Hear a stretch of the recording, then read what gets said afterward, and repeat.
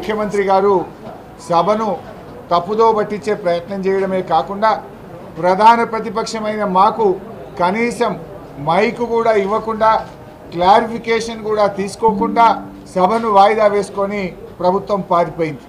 ఇది చాలా దుర్మార్గం.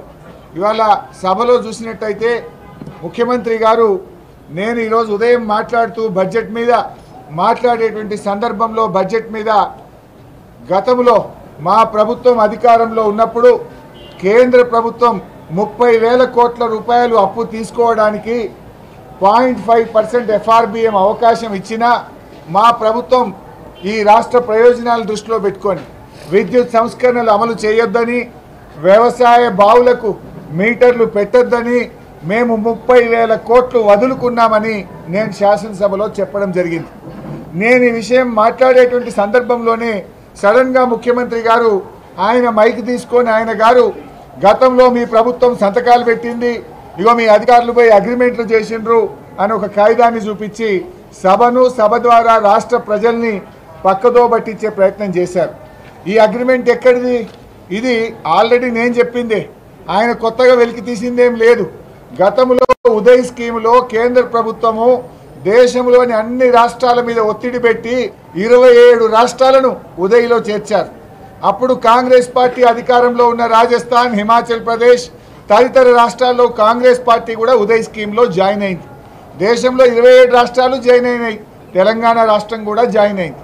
అయితే ఈ ఉదయ్ స్కీమ్లో ఉన్నదేంటిది? ఇప్పటికే ఎక్కడైతే మీటర్లు ఉన్నాయో ఆ మీటర్లకు స్మార్ట్ మీటర్లు పెట్టాలని మాత్రమే ఈ అగ్రిమెంట్లో ఉంది.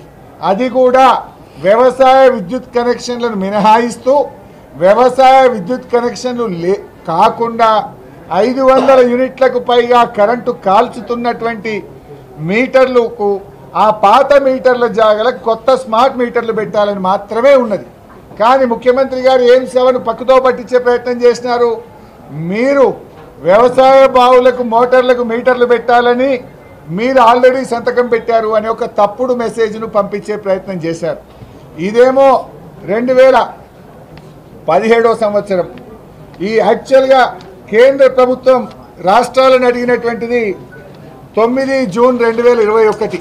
ఇది 9 జూన్ 2021 నాడు కేంద్ర ప్రభుత్వం మీరు రాష్ట్రాలు వ్యవసాయ బావులకు మీటర్లు పెడితే మీ రాష్ట్రాలకు 0.5% ఎఫ్ఆర్బిఎం అధికంగా ఇస్తాం అంటే తెలంగాణకు దాదాపు 30,000 కోట్లు తెచ్చుకునే అవకాశం ఉండే.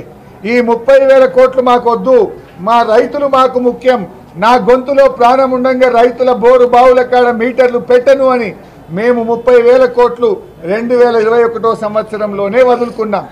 అంటే ఇవాళ రేవంత్ రెడ్డి గారు సభలో అంటుండ్రు మీరేదో ఎలక్షన్ల ముందు రైతుల్లో వ్యతిరేకత వస్తుంది అని వదులుకున్నారన్నారు. ఇది వచ్చింది ఎప్పుడు? 9 జూన్ 2021. కేంద్ర ప్రభుత్వం కూడా ఏం చెప్పింది ఇందులో 31 మార్చ్ 2021లోగా మీరు మీ యొక్క ఇష్టాన్ని తెలియజేయండి. అంటే మాకు ఇచ్చిందే 2 నెలల టైం. 31 మార్చ్ 2021లోగా మీరు ఇలా చేరతారా చేరరా అని అడిగింది. అడిగితే మేము చేరము అని రాశాం. మేము 2021 ఎలక్షన్లు ఉన్నాయా? 3 ఏళ్ల ముంగట 21 full year, 22 full year, 23 full year. 3 ఏళ్ల ముందంటే ఎన్నికల ముందా? ఇది 3 ఏళ్ల ముందు మేము మీటర్లు పెట్టమని, మాకు మా రైతులు ముఖ్యం, మా రైతు ప్రయోజనాలు ముఖ్యమని మేము కేంద్ర ప్రభుత్వానికి లేఖ రాశాం. అంటే ముఖ్యమంత్రి గారేమో చెప్పేది వేరు, వాస్తవంగా నేను మాట్లాడింది వేరు. కానీ ముఖ్యమంత్రి ఏంటంటే ఆ మందబలాన్ని సభానాయకుడిగా ఆయనకు మైక్ ఉందనో గొంతుందనో దబాయించో సభను తప్పుదో పట్టించి రాష్ట్రంలో ప్రజల్ని తప్పుదో పట్టించే ప్రయత్నం చేస్తున్నారు. సో విషయం ఏంది? మేము రైతులకు మీటర్లు పెట్టకుండా మేము స్పష్టంగా 30,000 కోట్లు వదులుకున్నాం. ముఖ్యమంత్రి గారు చెప్పేది అది డిస్కామ్స్కు, అది ముఖ్యంగా ఉదయ్ స్కీమ్లో చేరాలని కేంద్రం చెప్పింది. అది 2017 సంవత్సరం ముచ్చట. 2017లో ఉదయ్లో మేము చేరినాం, కేంద్రం ఒత్తిడి వల్ల చేరినాం. 9,000 కోట్ల డిస్కామ్ల అప్పులు మేము టేక్ ఓవర్ చేసినామని నేనే శాసనసభలో చెప్పాను. ఉదయం నా ప్రసంగంలోనే చెప్పాను. చెప్పుతూ ఈ 30 వదిలినామంటే అప్పుడు ఆయన లేచి మాట్లాడింది. మీరు ఏ సందర్భంలో లేచి మాట్లాడారు? రైతులకు మీటర్లు పెట్టము అని 30,000 కోట్లు వదులుకున్నామని నేను చెప్తుంటే మీరు సడన్గా నన్ను కూర్చోబెట్టి సభలో మైక్ తీసుకున్నారు. మైక్ తీసుకొని ఇక మీరు అగ్రిమెంట్లు చేసి కాగితం చూపించారు. అంటే ఏంది? బోడగుండుకు మోకాలకు లింకు పెట్టుడు. నేను చెప్పిందేమో 0.5% FRBM, మీరు చెప్పేదేమో 2017 ఉదయ్ స్కీమ్. 0.5% FRBM 2021 సంవత్సరం, మీరు చెప్పిందేమో 2017 సంవత్సరం. ఆ 2017లో ఏమున్నది? ఉదయ్ స్కీము ఆల్రెడీ మీటర్ ఉన్న చోట ఆ పాత మీటర్ తీసి కొత్త స్మార్ట్ మీటర్ పెట్టమని ఉన్నది. అందులో దేశంలో 27 రాష్ట్రాలు చేరినాయి. నేను చెప్పింది ఏంటి?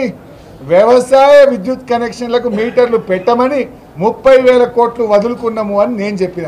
అంటే ముఖ్యమంత్రి గారు బోడగుండుకు మోకాలకు ముడిపెట్టి మందబలం ఉందని ఆయన సభా నాయకుడని ఇష్టం వచ్చినట్టుగా మాట్లాడి మా మీద బురద జల్లే ప్రయత్నం చేసినారు. కానీ ప్రజలకు తెలుసు కదా, మీటర్లు మేము పెట్టలే కదా. దీన్ని బట్టి ఒకటి అర్థమవుతుంది, బహుశా ఆయన ఏదన్నా వ్యవసాయ బావులకు మీటర్లు పెట్టడానికి రంగం సిద్ధం చేసుకున్నాడేమో. అందుకోసం మా మీద ఏదో బురద జల్లి ఇదంతా ఒక నాటకం ఆడుతున్నట్టుగా ఉంది.